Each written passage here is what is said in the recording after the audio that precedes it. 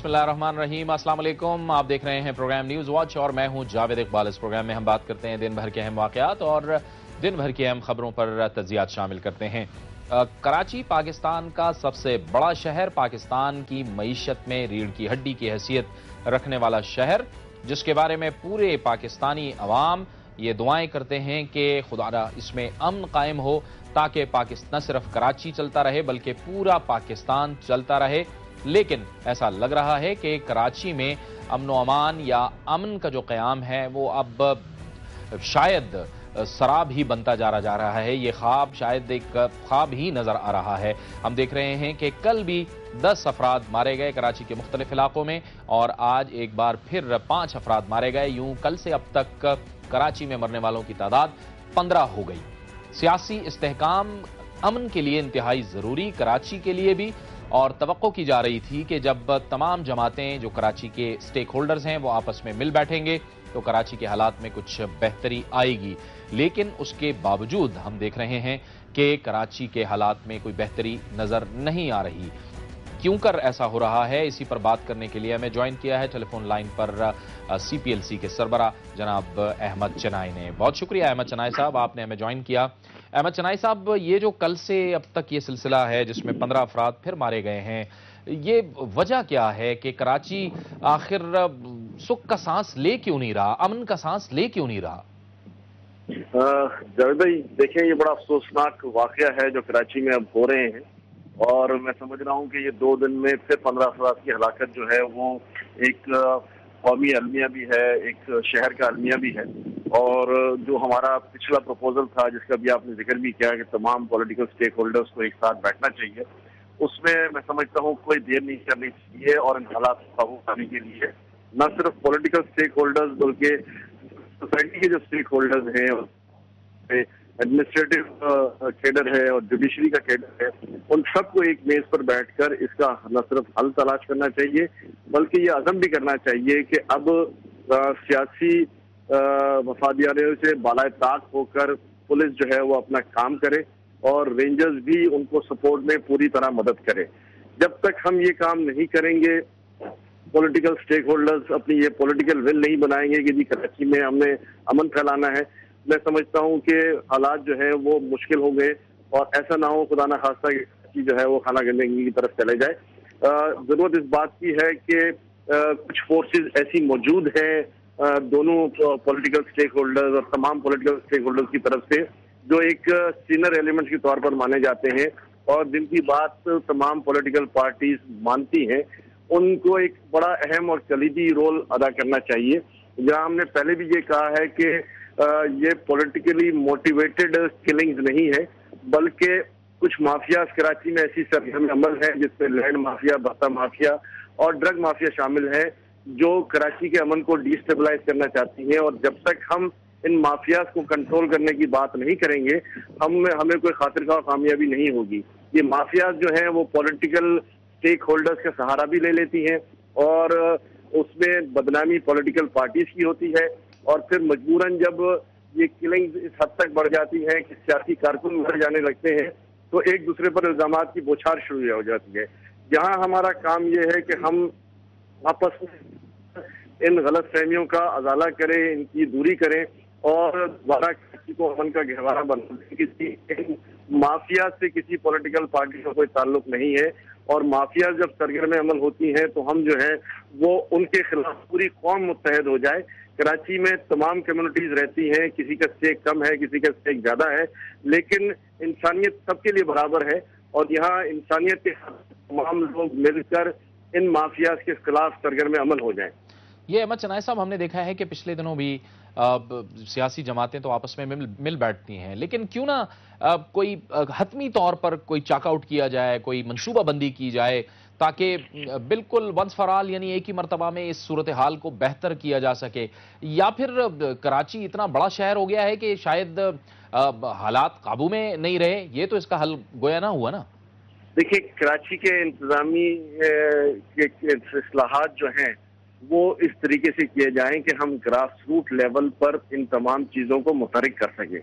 हमने 5 जोन के SSP, 5 district के SSP को नॉमिनेट कर दिए और उनके साथ जो है वो متعلقہ جو ڈویژنز آتے ہیں ان کے ایس پیز بھی بنا دیے، لیکن اس کو مزید پالشنگ کرنے کی بھی ضرورت ہے، اور ان ایس پیز اور ان ایس ایس پیز کو جو ہے وہ علاقے کا مکمل کنٹرول سمجھنے کی بھی ضرورت ہے۔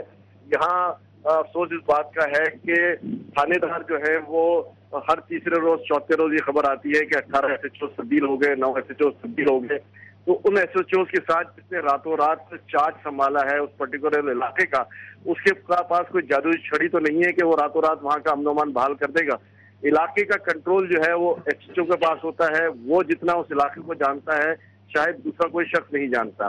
ہمیں چاہیے کہ لوکلائزڈ پولیس کو یہاں لائے، لوکلائز پولیس یہ نہیں ہے پرٹیکولر کمیونٹی بلکہ لوکلائز کا سے مراد یہ ہے کہ جو کراچی میں رہتے ہوں ایسے چوز، جو ان علاقوں میں رہتے ہوں، چاہے اس کا تعلق کسی بھی کمیونٹی سے ہو، اس کو جو ہے وہ ایس ایچ او لایا جائے تاکہ وہ اپنے علاقے کی امن کے لیے اور اپنے علاقے کی بہتری کے لیے کام کر سکے۔ اور یقینی طور پر اس سارے عمل کی جو مانیٹرنگ ہے وہ بھی انتہائی مضبوط ہونی چاہیے۔ obviously اس مانیٹرنگ کے بغیر تو ہم ایکسپیکٹ نہیں کر سکتے کہ کیا ہماری لا اینڈ آرڈر سچویشن بہتر ہوگی۔ میں سمجھتا ہوں کہ نئے وزیر داخلہ آئے ہیں، انہوں نے واضح اقدامات کرنے شروع کیے ہیں اور اس عزم کا اظہار بھی کیا ہے کہ کراچی میں امن و امان جو ہے وہ ان کی پہلی ترجیح ہے، تو ہمیں ان کا بھی ساتھ دینا چاہیے اور ان کا ہاتھ بٹا کر کراچی میں امن کے لیے کوشاں ہونا چاہیے۔ اور یہ جو گزشتہ روز جو امن کے جھنڈے لہرائے گئے ہیں، سفید جھنڈے لہرائے گئے ہیں، اس عمل کو آپ نے کیسے دیکھا ہے؟ جیسے پیپلز پارٹی کہتی ہے کہ ان میں تمام جماعتوں کو آپس میں شامل کیا جائے گا، اس حوالے سے تو بہت اچھی بات ہے، یہ ایک پازیٹو اسٹیپ ہے، چاہے وہ کوئی بھی پولیٹیکل پارٹی لے، جب امن کی بات کوئی کرتا ہے تو اس کا تعلق کسی بھی جماعت سے ہو، ان سب کی ہمیں پذیرائی کرنی چاہیے اور سب کو اس کا ساتھ دینا چاہیے۔ بہت بہت شکریہ، بہت بہت شکریہ۔ احمد چنائے سربراہ سی پی ایل سی ہم سے گفتگو کر رہے تھے، اور ان کا یہ کہنا تھا کہ تمام سٹیک ہولڈرز کو ایک بار پھر بیٹھنا ہوگا اور یہ فیصلہ کرنا ہوگا کہ کراچی میں ہر صورت میں امن قائم کیا جائے، اور اس حوالے سے نہ صرف سیاسی سطح پر فیصلے کرنے ہوں گے بلکہ اس کے ساتھ ساتھ انتظامی سطح پر بھی اہم ترین فیصلے کرنے ہوں گے۔ وقت ہوا چاہتا ہے ایک بریک کا، اور بریک کے بعد ہمارے اس پروگرام کا سلسلہ جاری رہے گا۔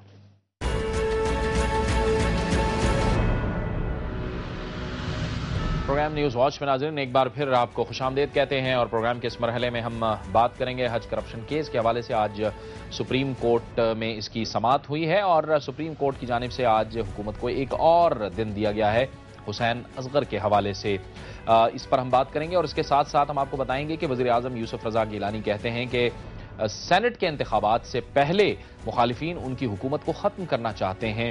سیاسی اثرات اس کے کیا ہو سکتے ہیں اس بات کے اور اس فیصلے کے، اس پر بھی ہم بات کریں گے، لیکن ہم سب سے پہلے جو آج سپریم کورٹ میں سماعت ہوئی ہے اس پر بات کریں گے۔ اس کے لیے ہمیں جوائن کیا ہے ہمارے اسٹوڈیوز میں دنیا نیوز کے جوڈیشل کارسپونڈنٹ عدیل بڑائچ نے۔ عدیل بڑائچ، آپ کو خوش آمدید کہتے ہیں، اور ہمارے ساتھ ٹیلی فون لائن پر موجود رہیں گے پاکستان کے ممتاز سینئر صحافی اور سینئر تجزیہ کار جناب مجیب الرحمان شامی۔ شامی صاحب، آپ کو بھی خوش آمدید کہتے ہیں۔ عدیل، آپ بتائیے گا کہ آج جو کارروائی ہوئی ہے اس کی کیا رودات ہے؟ جی جاوید، جب یہ 6 رکنی لارجر بینچ نے یہ سماعت شروع کی تو ڈی جی ایف آئی اے کی جانب سے جو جواب دیا گیا اس نے 6 رکنی لارجر بینچ کو جو ہے حیران کر دیا۔ انہوں نے بتایا کہ حسین اصغر جو ہیں 26 تاریخ کو نوٹیفیکیشن جاری ہونے کے بعد وہ غائب ہو گئے، ان سے کوئی رابطہ ہی نہیں ہو رہا۔ ان کے آفس سے رابطہ کیا گیا، انہوں نے کہا وہ اسلام آباد کے لیے نکل گئے ہیں، لیکن ابھی تک اسلام آباد نہیں پہنچے۔ اس کے علاوہ جو ہے وہ حسین اصغر کے جو ڈی آئی جی وہاں پر جو تھے گلگت بلتستان کے، ان کا کہنا ہے کہ وہ اسکردو روانہ ہو گئے ہیں، لیکن ان سے ابھی تک کوئی رابطہ ہی نہیں ہو رہا، جس پر سپریم کورٹ نے جو ہے انتہائی برہمی کا اظہار کیا۔ جی ٹھیک ہے، اور کیا اس پہ ریمارکس کیا ہے سپریم کورٹ کی جانب سے؟ جی، سپریم کورٹ نے کہا کہ یہ حیرانی کی بات ہے کہ ایک آئی جی لیول کا بندہ ہے جو آپ سے ٹریس نہیں ہو پا رہا، آپ لاپتہ افراد کو کس طرح ٹریس کریں گے۔ انہوں نے کہا کہ کل تک جو ہے یہ یقینی بنایا جائے۔ جی، یعنی ایک دن اور دے دیا سپریم کورٹ؟ جی، سپریم کورٹ نے اس کے علاوہ سیکرٹری اسٹیبلشمنٹ کی بحالی کے حوالے سے جو وزیر اعظم سے جو مشاورت تھی اس پر تحریری جواب ہے وہ جمع کرانے کے لیے بھی جو کل تک کی مہلت دے دی ہے۔ ٹھیک ہے، اس کا اب ہم سیاسی تجزیہ بھی لیں گے۔ شامی صاحب، یہ جو اس وقت صورتحال کا سامنا ہے حکومت کو، اور عدلیہ اور حکومت آمنے سامنے ہیں، آپ کو کیا لگ رہا ہے کتنی مشکل صورتحال ہے یہ حکومت کے لیے، اور کس طرح سے حکومت اس صورتحال سے نکلے گی؟ دیکھیں جاوید اقبال صاحب، یہ ایک بڑی ہی پیچیدہ صورتحال بن گئی ہے، اور سپریم کورٹ کے اور انتظامیہ کے درمیان ایک کھینچا سی جاری نظر آتی ہے اور بڑی تشویش لاحق ہو گئی ہے تمام ان لوگوں کو جنہیں جمہوریت عزیز ہے اور جو چاہتے ہیں کہ پاکستان میں حالات معمول پر رہیں اور کسی نہ کسی طریقے سے ہم اپنے جمہوری عمل کو مستحکم کر سکیں. لیکن یہ جو صورتحال پیدا ہوئی ہے یہ بڑی عجیب ہے. اب وزیر اعظم کا جواب کل جب بلیک اینڈ وائٹ میں آئے گا تو اس سے معلوم ہوگا کہ انہوں نے کیا نقطہ نظر اختیار کیا ہے اور کس طریقے سے وہ اپنے موقف کا دفاع کرنا چاہتے ہیں. جو اب تک کی صورتحال ہے جو اخباروں میں خبریں آئی ہیں وہ تو یہی ہے کہ وزیر اعظم یہ سمجھ رہے ہیں کہ ان کے جو چیف ایگزیکٹو کے طور پر اختیارات ہیں ان کو موضوع بحث بنایا جا رہا ہے اور جو حکم صرف وہ جاری کر سکتے ہیں وہ حکم دوسرے لوگوں سے جاری کرایا جا رہا ہے. تو ان کو یہ ایک شکایت پیدا ہوئی ہے سپریم کورٹ سے, لیکن سپریم کورٹ کا کہنا یہ ہے کہ اس کو یہ حق حاصل ہے کیونکہ اس کے احکامات پر جب عمل نہیں کیا گیا تو اس کے نتیجے میں انہیں براہ راست حکم جاری کرنا پڑا. تو یہ ایک ایسی انٹرپریٹیشن ہے آئین کی جس کے بڑے دور رس اثرات مرتب ہوں گے اور یہ معاملہ جو ہے بہرحال طے کرنا ہوگا. اب جب یوسف رضا گیلانی اپنا موقف واضح کریں گے اور پھر سپریم کورٹ کا رد عمل اس پر سامنے آئے گا تو پھر ہی ہم کوئی بات آگے بڑھا سکیں گے. اچھا شامی صاحب, اگر اب سیاسی صورتحال کو دیکھیں ہم, جس طرح سے یہ وزیر اعظم صاحب نے فرمایا ہے کہ یہ سینٹ کے انتخابات سے پہلے مخالفین ان کی حکومت کو ختم کرنا چاہتے ہیں, آپ کو لگ رہا ہے کہ جس طرح سے ہم نے دیکھا گزشتہ روز مسلم لیگ نون کی طرف سے جو موقف سامنے آیا اس سپریم کورٹ کے فیصلے پر, آپ کو لگ رہا ہے کہ ایسی کوئی صورتحال بنتی دکھ رہی ہے جس کی وجہ سے شاید وزیر اعظم صاحب اس تشویش کا شکار ہو گئے؟ دیکھیے ایک دم جو فضا میں گرمی پیدا ہوئی ہے اس سے تو وزیر اعظم کا جو شبہ ہے یا خدشہ ہے اس کو تقویت مل سکتی ہے. لیکن اگر آپ اس کو دیکھیں تو یہ حقیقت دیکھیں کہ جو کچھ بھی صورتحال پیچیدہ ہوئی ہے وہ وزیر اعظم اور سپریم کورٹ کے درمیان ہوئی ہے. یعنی اگر وزیر اعظم چاہتے تو یہ صورتحال کس طرح نہ بگڑتی, اور اگر سپریم کورٹ یہ اس کو ذرا دوسرے طریقے سے ڈیل کرتا اور وزیر اعظم کو حکم دیا جاتا یا ان تک خواہش پہنچائی جاتی براہ راست تو شاید معاملے کی نوعیت اور ہوتی. تو یہ ایک اچانک جو صورتحال بدلی ہے یا بگڑی ہے تو اس کے حوالے سے جب ہم کہیں گے, اور یہ تو آج بھی وزیر اعظم کے ہاتھ میں ہے کہ وہ اس معاملے کی اصلاح کر دیں اور کسی طریقے سے جو احکامات ہیں سپریم کورٹ کے ان پر عمل کرنے کی کوئی صورت نکال دیں یا سپریم کورٹ کے سامنے آ کر اس کو اپنے نقطہ نظر سے آگاہ کر دیں. کیونکہ ایکسٹریم کی جو پوزیشن اختیار کی جائے گی اور اگر کوئی خدا نہ خواستہ یعنی توہین عدالت کی بات ہوتی ہے جس طرح بعض لوگ زور دے رہے ہیں تو اس کے نتیجے میں بھی پیچیدگیاں پیدا ہوں گی. ہمیں یہ سمجھنا چاہیے کہ اس وقت جو پارٹی ان پاور ہے اس کو قومی اسمبلی میں اکثریت کی حمایت حاصل ہے. اگر وزیر اعظم سٹیپ ڈاؤن بھی کر جاتے ہیں تب بھی وہ جماعت جو ہے اپنا نیا آدمی وزیر اعظم بنا سکے گی اور اس سے جو سیاسی حالات ہیں وہ ایک انتہائی خرابی کی طرف نہیں جائیں گے کیونکہ جو پارٹی ان پاور کو ختم کیا جا سکے گا وزیر اعظم کے خلاف کسی کارروائی کے نتیجے میں بھی.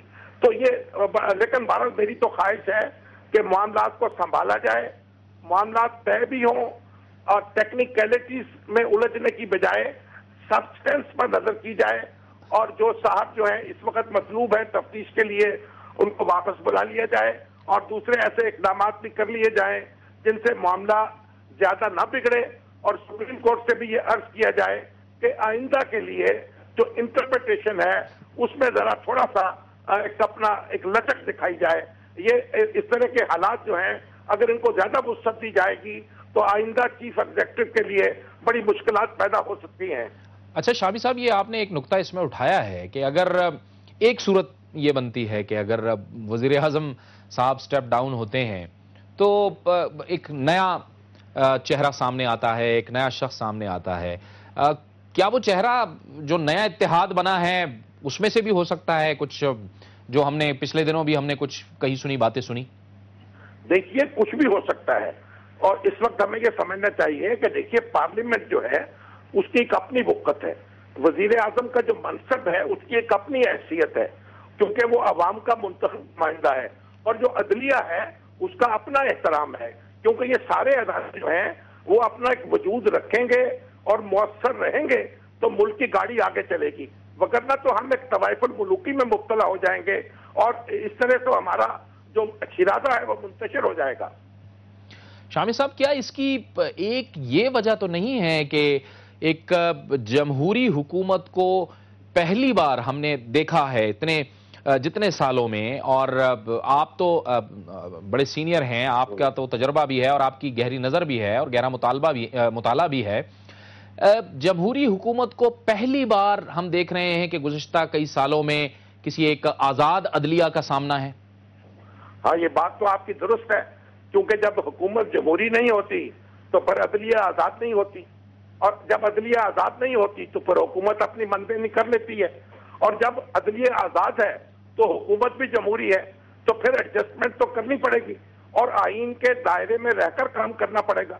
یہ اپنے جاوید صاحب، دنیا کے دوسرے جو ممالک ہیں ان میں بھی اس طرح کی کشمکش کئی بار چلی ہے، اور کئی بار انتظامیہ نے اور عدلیہ نے اپنی انٹرپریٹیشن پر زور دیا ہے، لیکن اگر ہم آئین کے دائرے میں رہ کے، اب دیکھیے ہمارے دوست باز آرٹیکل 190 کی بات کرتے ہیں، جی، ان کا کہنا یہ ہے کہ گویا 190 کے ذریعے فوج کو طلب کر کے اور وزیر اعظم کی گوشمالی کے لیے مقرر کر دیا جائے، جبکہ فوج جو ہے دستور کے تحت، دستور کی دفعہ 243 ہے، اس میں فوج انتظامیہ کے تحت ادارہ ہے، یعنی انتظامیہ پر غالب ادارہ نہیں ہے، تو کوئی 190 وغیرہ کی کوئی ضرورت نہیں ہے۔ سپریم کورٹ کو جو دستور نے اختیارات دیے ہیں ان کے ذریعے اس کو معاملہ کرنا چاہیے، بلکہ میرا تو خیال ہے اس کی بھی نوبت نہیں آنی چاہیے، اور کوئی ایسا راستہ ضرور نکالنا چاہیے جس میں سپریم کورٹ کا تحکم بھی قائم رہے اور جو چیف ایگزیکٹو ہے اس کا جو منصب ہے وہ بھی اپنی جگہ باوقار رہے اور مستحکم رہے۔ بہت بہت شکریہ جناب مجیب الرحمان شامی، سینئر صحافی اور سینئر تجزیہ کار، ہم سے گفتگو کر رہے تھے، اور ان کی گفتگو کا جو مقصد تھا وہ یہ تھا کہ ادارے ایک دوسرے پر اتنا بوجھ نہ ڈالیں جو وہ نہ سہار سکیں۔ پروگرام نیوز واچ میں وقت ہوا چاہتا ہے ایک بریک کا، اور بریک کے بعد ہم آپ کو بتائیں گے کہ پاکستان کی وزیر خارجہ محترمہ ہنا ربانی گھر بھارت کا دورہ کر کے واپس پہنچی ہیں پاکستان، اور انہوں نے پاکستان اور بھارت کے مذاکرات کو انتہائی مثبت اور تعمیری قرار دیا ہے۔ خود بھارت کے اندر ان مذاکرات کو کیسے دیکھا جا رہا ہے، اسی پر ہم بات کریں گے، اور ہمارے ساتھ موجود ہوں گے نئی دلی سے بھارت کے سابق وزیر خارجہ جناب جسونت سنگھ، لیکن ایک بریک کے بعد۔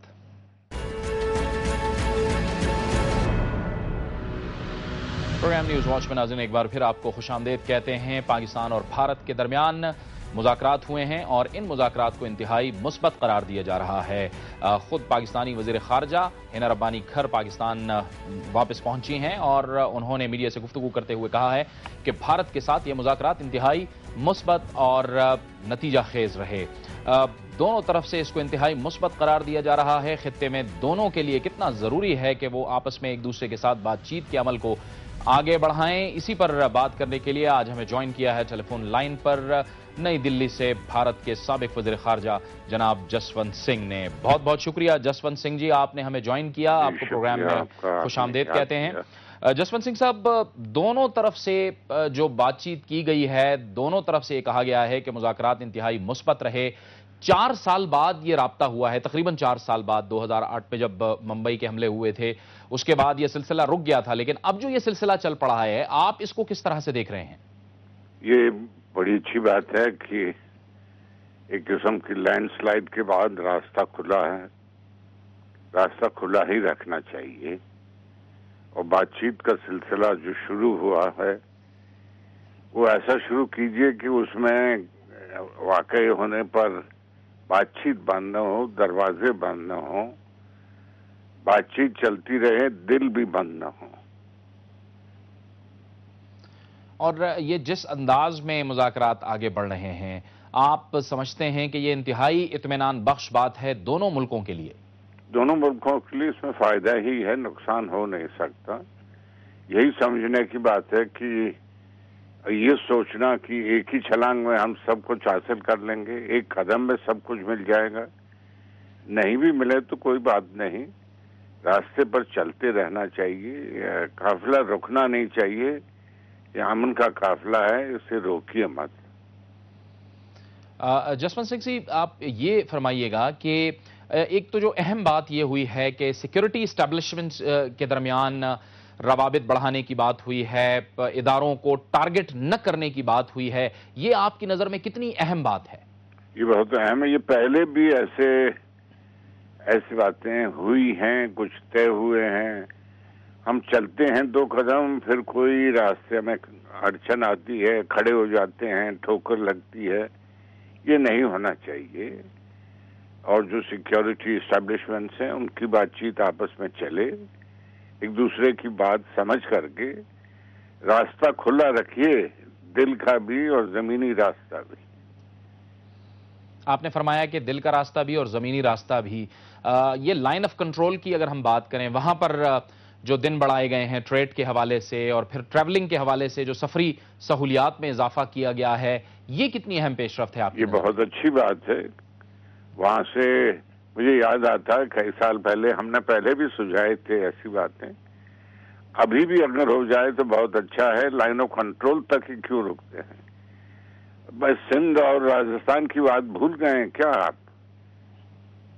वहां भी शुरू करिए, वहां भी आना जाना, लोगों को आना जाना, उस पे उन रास्तों पे दरवाजे बंद मत करिए। अभी तो एक रेलगाड़ी चलती है वहां सिर्फ, वो भी हफ्ते में रोज चलती नहीं। जरूरी है कुछ वीजा मिलने की जो दिक्कतें हैं उनको दूर करिए। बहुत कुछ है करने को, और जितना हुआ है वो भी चलिए अच्छा हुआ है। फिर रास्ते चलते रहें, रुके नहीं। आप जाहिर है कि 1999 की अगर हम बात करें, आप उस वक्त फॉरेन मिनिस्टर थे भारत के। उस वक्त भी भारत और पाकिस्तान के बड़े अच्छे मुज़ाकरात हुए, आप लोग लाहौर तशरीफ लाए। आप क्या समझते हैं कि उस वक्त के और अब के जो माहौल में है, जसवंत सिंह जी, कितना फर्क आपको नजर आ रहा है? भाई मैं ये बात करिए, लाहौर 99 या उसके बाद जनरल मुशर्रफ साहब आगरे तशरीफ लाए थे, बहुत कुछ हुआ, पानी बह गया है। एक साल को दूसरे साल के साथ तराजू में मत तोलिए। वक्त गुजरता है, नई सिचुएशन खड़ी होती है।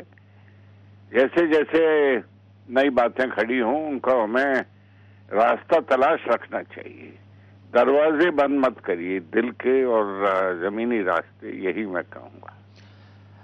अच्छा, ये एक दूसरे को बातचीत के जरिए, डायलॉग के जरिए इंगेज रखना और मुज़ाकरात एक दूसरे से करते रहना, आप क्या समझते हैं कि ये किस हद तक आपस में जो एक मिसट्रस्ट होता है या एतमाद की जो कमी होती है, इसको खत्म करता है? अगर मुझे इजाजत देंगे, मैं बहुत पहले से उस फ्रेज को इस्तेमाल करता रहा हूं, इसीलिए अंग्रेजी में कह दूं। जी जरूर। The constituency of peace between India and Pakistan must consistently be expanded. जो अमन के सिपाही हैं दोनों मुल्कों में, वो फौज बढ़ने दीजिए, दूसरी फौजों को मत बढ़ाइए। और मैं एक सिपाही के नाते जो फौज में सर्विस कर चुका हूं, तो भी यही कहूंगा। अच्छा, आपके ख्याल में जसवंत सिंह साहब, अगर कोई रुकावट आती है दोनों मुल्कों के दरमियान, तो वो रुकावटें क्या हो सकती हैं? यानी कौन से वो मसाइल होंगे जो कि एक बार फिर खुदा न ख्वास्ता कोई ऐसी रुकावट नहीं है जहां ह्यूमन इंजेन्युइटी, इंसानी तरीकों से उस रुकावट के लिए करके हम अपने दरवाजे बंद न करें। इस पर स्पेकुलेट करने में कोई फायदा नहीं। और क्या ऐसा होना चाहिए कि फिर से कोई ऐसा खुदा न ख्वास्ता कोई वाकया ना हो जिससे हम दोबारा से सिफर पे चले जाएं, डायलॉग अनइंटरप्टेड हो, जारी रहने चाहिए? ये सोच भी अगर होता रहेगा कि भाई अब ये डायलॉग जो खुला है, रास्ते जो खुले हैं, अब ये रास्ते फिर से बंद न हो, डायलॉग बंद न हो, इस किस्म का जो ख्याल है, ये भी अपने आप में एक किस्म से बहुत ही अच्छा ख्याल है। इसे चलाई जाएगी, कीप बिल्डिंग ऑन इट। और आपके ख्याल में ये जो बीच में मसाइल हैं, वो हल होने वाले मसाइल हैं? जैसे अगर होंगे जी, आप रास्ते पे चलना शुरू करिए। जैसे जैसे सफर पे हम आगे चलेंगे, वैसे वैसे मसाइल जो हैं वो भी धीरे एक एक करके हल होते जाएंगे। जसवंत सिंह साहब, भारतीय अवाम के अंदर क्या जज्बात पाए जाते हैं? आप चूंकि जाहिर है कि अवाम के नुमाइंदे हैं, वहां पर क्या जज्बात पाए जाते हैं? देखिए, अवाम भी अमन चाहता है, पीस का, उसको भी पीस चाहिए। ये क्यों सोचते हैं कि अवाम के मन में, दिल में आग ही लगी रहती है? आग नहीं लगती है। आग लगाने वाले तो ज्यादातर सियासतदार ही हैं मेरे किस्म के। आग मत लगाइए। अवाम को अमन के रास्ते पर चलने को, सियासतदारों का काम है, यही है। अमन के रास्ते को फिर से तलाश करके पकड़िए, उस पर चलिए। और आपके ख्याल में आग लगवाने वालों को अब यह एहसास हो रहा है कि इसका कोई फायदा नहीं है? भाई, ये तो एहसास होगा ही। जब आग लगती है तो कौन सोचता है आग लगी रहनी चाहिए? जी, जसवंत सिंह साहब, आप हमारे साथ रहिए। एक मुख्तसर सी ब्रेक लेते हैं और ब्रेक के बाद आपसे गुफ्तगू का सिलसिला जारी रखते हैं।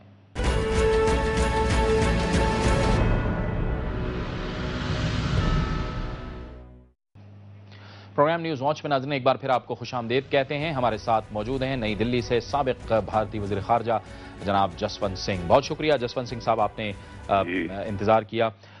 अगर अब हम जसवंत सिंह साहब कश्मीर के मामले की तरफ आएं तो आपको क्या लगता है कि ये जो मसला है ये किस तरह से हल होगा और इसके लिए किन लाइंस को अडॉप्ट करना होगा दोनों मुल्कों को आपके ख्याल में? देखिए, ये कई बार इस पर बातचीत हो चुकी है। हर बार पाकिस्तान की तरफ से जब भी ये उठाया जाता है, हमने यही कहा है इसका हल भी बातचीत के जरिए है, गोलियों से नहीं होगा। आप गोलियों का रास्ता छोड़िए, बैठ के बात करिए, जरूर हल निकलेगा। ये जो हुर्रियत कॉन्फ्रेंस के जो रहनुमा थे जिनकी मुलाकात हुई नई दिल्ली में पाकिस्तानी वज़ीर ख़ारजा हिना रब्बानी घर से, इसका भारत ने बड़ा बुरा मनाया। आपने इसको कैसे देखा, इस मुलाकात को? ये कोई पहली बार तो हुआ नहीं है, ये अक्सर होता रहता है। अगर न किया जाए तो अच्छा है। और जो आपके वज़ीर हैं, नई वज़ीर हैं, भी आई हैं, उनको सलाह से ही किया होगा, उन्होंने उनको बताया गया होगा कि ये है। इसको इतना बड़ा चढ़ा करके मत देखिए, अब हो गया सो हो गया, आगे चलिए। ठीक है, लेकिन कश्मीरी रहनुमाओं की तो जाहिर है वो एक पार्टी है, आप इसको पार्टी है, पर अगर आप उनको, क्या वही रहनुमा है और कोई रहनुमा है नहीं, ये सोचना कहाँ तक सही है, ये आपको समझना भी जरूरी होगा। ठीक है जसवंत सिंह साहब, अब आप ये बताइएगा, अगर हम अफगानिस्तान की सूरत हाल की तरफ आते हैं, ये जो पाकिस्तान और भारत की आपस में अंडरस्टैंडिंग है, आपके ख्याल में इसका जो असर होगा वो अफगानिस्तान के अंदर भी आप इसका अच्छा असर महसूस करेंगे? यानी अगर पाकिस्तान और भारत एक पेज पे हों? बेशक, बेशक। मैं कई बार ये कह चुका हूं, इस पर लिखा भी है, मेरे अमेरिकन दोस्तों को भी कहा है। हम पर आप छोड़ दीजिए, हम इसका कोई न कोई जवाब निकाल लेंगे। अगर ये अभी आज़ादी मिले आपको, हमको 63 वर्ष भी नहीं हुए हैं, 63। मैं सोचता हूँ 63 सालों के भीतर, 63 वर्षों के भीतर फिर बाहर की फौजें आकर के हमारे मुल्कों में खड़ी हो जाएं, मुझे तो मंजूर नहीं है। अफगानिस्तान, पाकिस्तान, हिंदुस्तान, ये हमारे रिश्ते इन लोगों के आने से बहुत पहले के हैं और मुझे पूरा भरोसा है हम इसका कोई न कोई रास्ता निकाल लेंगे। ऐसा मैं सही कह रहा हूं। यानी इन तीनों मुल्कों में ये हिम्मत और ये ताकत और ये सलाहियत है कि वो तमाम मामला संभाल सके, और ये सोच भी है, ऐसा चाहते भी हैं। इससे पहले भी जिंदगी थी हमारी। ठीक है जसवंत सिंह साहब, ये जो मुलाकातों की अब जो टाइमिंग दी गई है कि यानी अब अगले मुज़ाकरात होंगे अगले साल के फर्स्ट हाफ में, इसके हवाले से भी कुछ कहा जा रहा है कि शायद एक टॉक्स और दूसरे टॉक्स के दरमियान वक्फा बहुत ज्यादा है, ये वक्फा बहुत कम होना चाहिए, मुसलसल इंगेज रखना चाहिए एक दूसरे को। आपका इसके बारे में क्या ख्याल है? मेरा सोचना है कि भाई आप 6-6 महीने क्यों निकाल देते हैं? 6 महीने काहे को निकालते हैं? क्यों निकाल रहे हैं कि हम 6 महीने बाद मिलेंगे? मुझे ये इसका लॉजिक समझ में नहीं आता है। मैं ये नौकरी कर चुका हूँ, 4 साल तक था मैं फॉरेन मिनिस्टर। मैं इन बातों को नासमझी से नहीं कह रहा। मैं समझता हूँ कि किसी न किसी लेवल पर बातचीत बराबर चलती रहनी चाहिए। हमारा आप एक दूसरे के पड़ोसी मुल्क हैं और 6-6 महीने तक बातचीत ही नहीं होगी, ये मुझे उसमें समझ में नहीं आ रही है। यानी कंटिन्यूटी होनी चाहिए एक दूसरे के साथ। Absolutely, absolutely. इस खित्ते में जसवंत सिंह साहब, अमन के लिए दोनों मुल्कों के डायलॉग कितने जरूरी हैं, और इस जो इकोनॉमिक प्रॉस्पेरिटी है, यानी माशी खुशहाली जिसको हम कह सकते हैं, ये कितना इसके लिए जरूरी है कि दोनों ममालिक में हर सूरत अमन के जो मुज़ाकरात हैं वो चलते रहें, क्योंकि जाहिर है इस रीजन में गुर्बत भी ज्यादा है और बेरोजगारी भी बहुत ज्यादा है। यही तो हमारी सब बेरोजगारी, गुर्बत, यही तो हमारे आज सबसे बड़ी लड़ाई कहाँ है, किससे है? गरीबी से है, गुर्बत से। हम एक दूसरे की मदद करेंगे तो इससे हमको पहले जल्दी छुटकारा मिलेगा। ये मैं जानता हूं। मैं मेरे मुल्क का फाइनेंस मिनिस्टर भी रहा हुआ।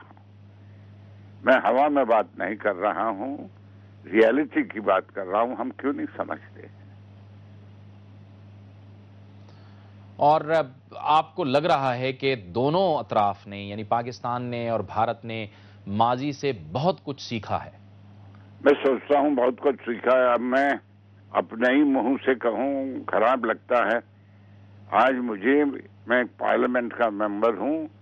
मुझे मेरे मुल्क की पार्लियामेंट में सर्विस करते 8वीं टर्म है। ये 8 टर्म्स हो गई। कम है हमारी पार्लियामेंट में जितनी इतनी टर्म्स हो। मैं उस बुनियाद पर भी कह रहा हूं, हमको इस रास्ते चलता ही रहना चाहिए। और ये जो दोनों अतराफ हॉक्स मौजूद हैं, उनको भी रुकावट नहीं बनना चाहिए। और आप क्या समझते हैं? मैंने सोचा रुकावट, जब बातचीत ही नहीं करेंगे तो छोटे से छोटा कंकर भी रुकावट बन जाएगा। बातचीत का सिलसिला चलता रहेगा तो बड़े से बड़ा बोल्डर भी रुकावट नहीं बनेगा। यानी आपके कहने का मकसद यह है कि अगर मुज़ाकरात मुअत्तल होते हैं तो उससे तीसरी कुव्वत फायदा उठाती है। बराबर उठा रही है अभी। आपको मुझे तो लगता है साफ तकलीफ होती है ये कहने में भी। मजमूई तौर पर आप समझते हैं कि पाकिस्तान और भारत के मुज़ाकरात का मुस्तकबिल भी इंतहाई मुस्बत है, रोशन है, और इस खित्ते का मुस्तकबिल भी इंतहाई अच्छा है जसवंत सिंह साहब? और रास्ता कौन सा है और कौन सा रास्ता आप बताएंगे? मुझे बताइए। इस रास्ते, इन गलियों में बहुत घूमा हूं।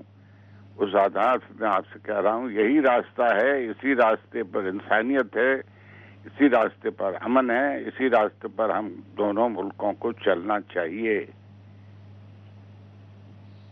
और दोनों तरफ के अवाम भी यही कुछ चाहते हैं। आएंगे, लीडरशिप रास्ता दिखाएगी, रास्ता दिखाए, अवाम चलेगी पीछे। बहुत बहुत शुक्रिया जनाब जसवंत सिंह जी। साबिक भारतीय वज़ीर ख़ारजा हमसे गुफ्तगू कर रहे थे और हमें बता रहे थे कि मुज़ाकरात ही दोनों मुल्कों के दरमियान अमन के लिए वाहिद रास्ता है। वो कहते हैं कि दिल भी मत बंद कीजिए और रास्ते भी मत बंद कीजिए। वो ये कहते हैं कि खित्ते में पाकिस्तान भारत का मुस्तकबिल रोशन है और इस खित्ते का भी मुस्तकबिल रोशन है। यह था हमारा आज का प्रोग्राम न्यूज़ वॉच से जावेद इकबाल को इजाज़त दीजिए। अल्लाह हाफिज़।